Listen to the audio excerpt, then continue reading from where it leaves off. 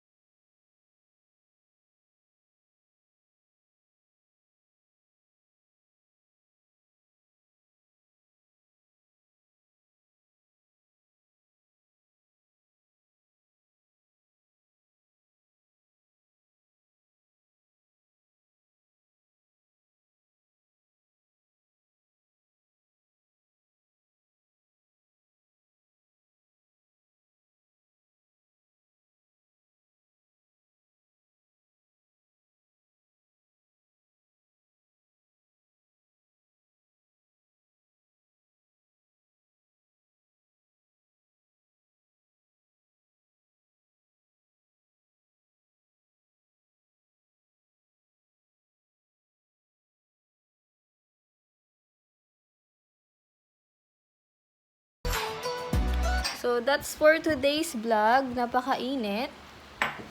Yan. So, sana wala na extension yung ating quarantine, yung ating lockdown pala. Para yung mga nasa malayo ay makauwi na, katulad ng kapatid ko na stuck na siya sa Manila since March 17. So, namimiss niya na yung anak niya, hindi niya pa makita-kita. So, hi ka muna kay Tita Abel. Hi, Tita Abel. So, kain na kami. Thank you. Bye-bye. See you on our next vlog. Yay!